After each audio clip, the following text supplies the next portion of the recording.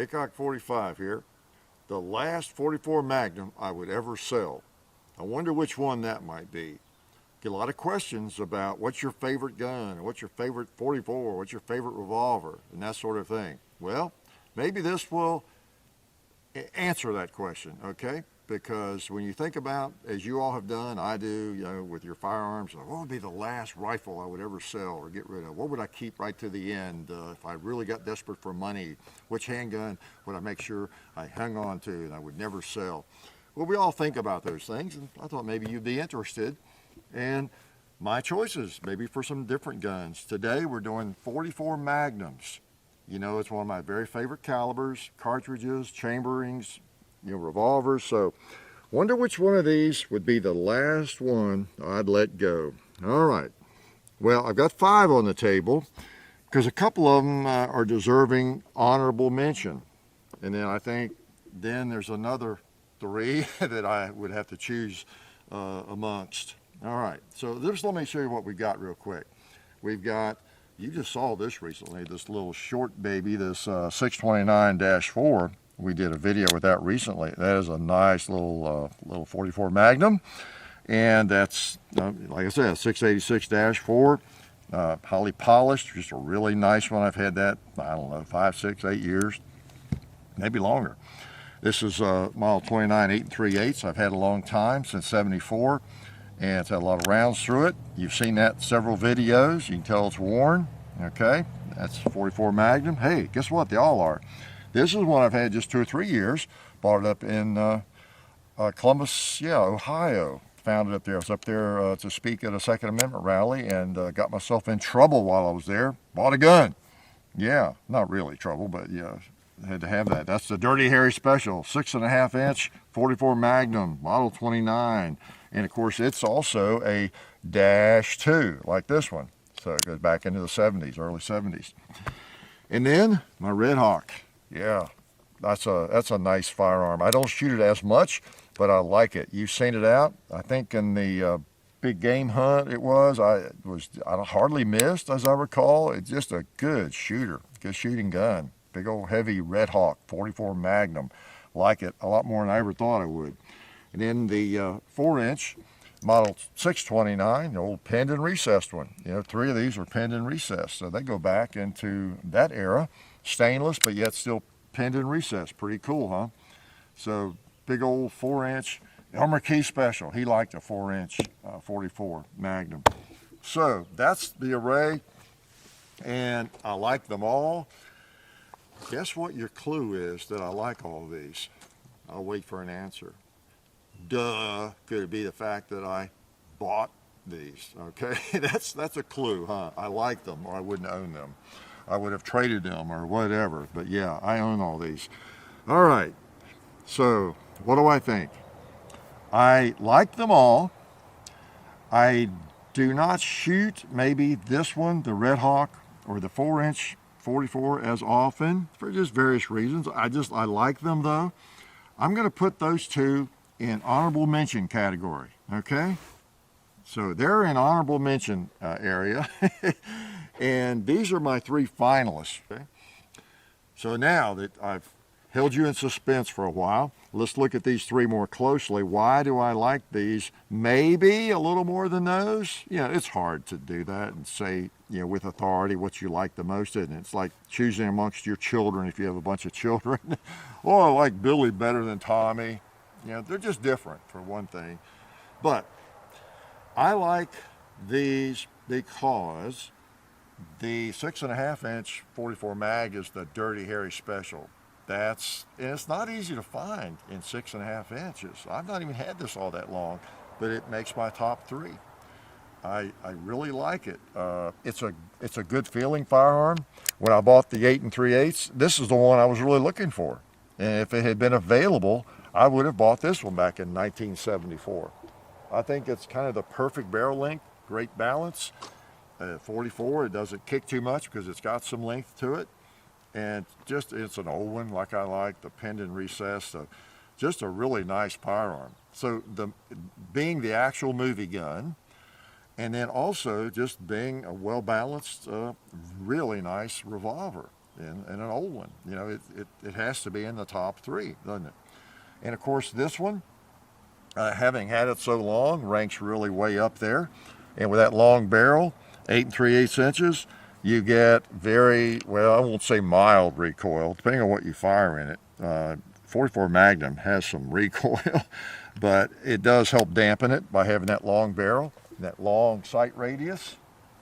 Okay, and of course I've got the sentimental value, right, with this one, because I bought it in 1974, and I have fired over 75,000 rounds by now through it. Well, I've been saying 70,000 rounds for a long, long time, so it's got to be up to about 75,000 now.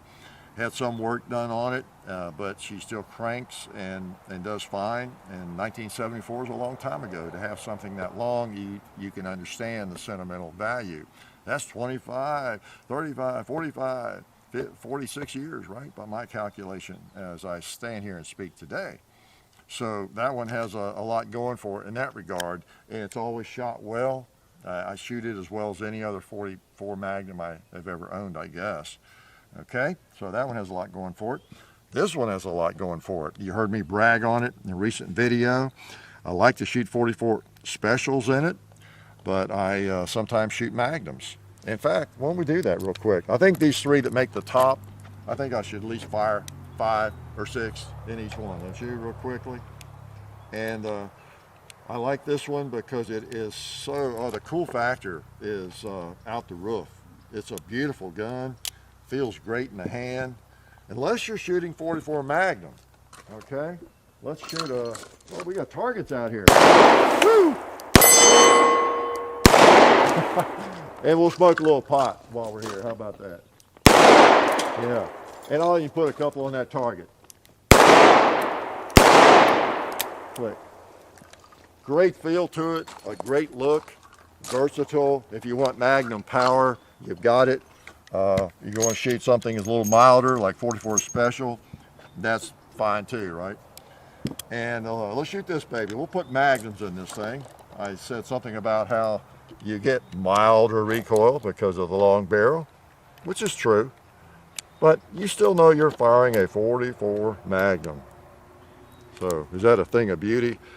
It's used to having ammo in those chambers. It's seen a few rounds come and go. It really has. And why don't we just shoot that jug there? Woo, pretty warm, pretty warm. Mr. Cowboy, you need a hot round right there. Let's try a 2-liter right there. Blows them up. Oh, does it? Really does. Let's go and hit that ram. Went high, I think. There we got him. And that was appropriate because I used to shoot rams with this back shooting silhouettes in the 70s, mid-70s out in Franklin, Tennessee. So, nice. Still kicks.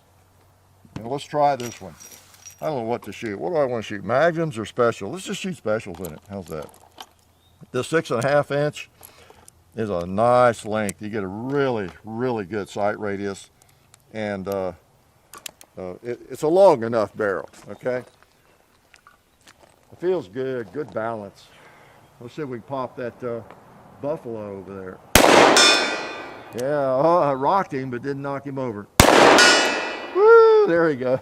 Let's try the pig next to him. Oh, man. How about the cowboy with a 44 Special? Right in the hat. Went a little high, trying to get his hat.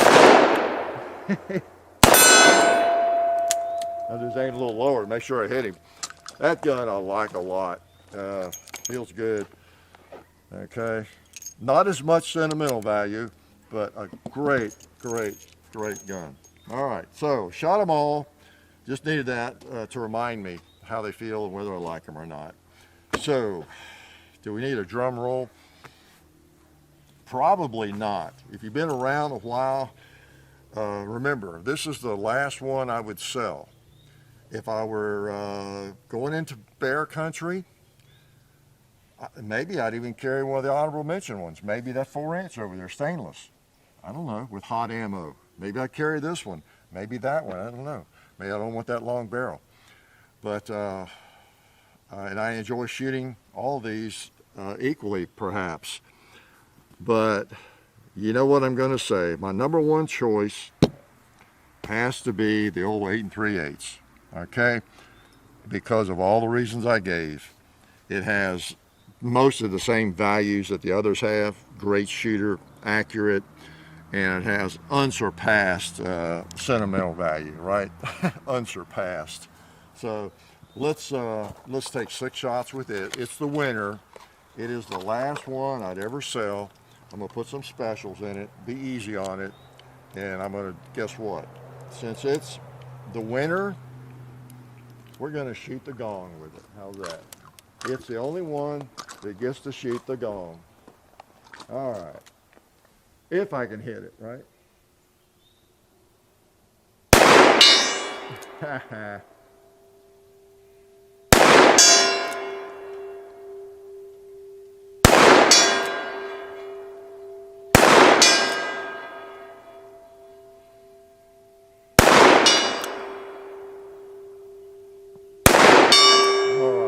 All 6, I think, on the gong to celebrate the choice. This, for those people who've been around a while, or if you know me, you probably knew right away what would be the last 44 Magnum I'd ever sell. Obviously, it has to be this one, right? So, so with this topic today, it wasn't quite as much a mystery if you've been around, but then a lot of you have not, and you know, you're not as familiar. So this is it. Sentimental value is important in it to all of us. You have firearms like that you own that have, oh man, y'all write me. I hear about firearms your uncle, your grandfather carried in World War II or something. You've got the actual 1911 that he carried, and you have it. You know, you talk about sentimental value. That's incredible. And I've got some firearms from my dad, but not a 44 Magnum. This is special because I've had so long. You know, John has been shooting it most of his life. I've been shooting it. I've competed with it. I've just enjoyed it. And it's also one of my very favorite firearms to begin with. I have several over there on the table look a lot like it, right? Just different barrel lengths mainly. And so I like the 44. And so I guess that answers your question, doesn't it? What's my favorite 44 Magnum? If I had to sell them or get rid of them, whatever, this is the last one I would ever sell. There's your answer. Yep, life is good. Oh yeah, that's better. This is a great gun for defense. Oh hey, didn't see you guys there. While I've got you here, I want to remind you of our friends over at Talon Grips and Ballistol. Talon Grips makes grips, can you believe it, for all different types of firearms. You can get rough texture or more of a rubberized texture. It just sticks right on there. You know, really affordable, really cool option to improve the grip for your handguns or rifles. So please check them out at talongungrips.com. You'll be glad you did. And also Ballistol. Dad has been using Ballistol for many years. It's a cleaner and a lubricant, and it's non-toxic. It works really great, and we're happy to have them on board since it's been a part of our shooting endeavor for a very long time. So go to ballistol.com, talongungrips.com. And also, while you're out there, I'm juggling all these things here. Also, while you're on the internet, please do check out our other social media like Hickok45 on Facebook. There's also Hickok45 on Twitter. The real Hickok45 on Instagram. There's a John_Hickok45 on Instagram where I do some things. There's Hickok45.com. You can find us also on Gunstreamer. So check out all that stuff and then watch more videos.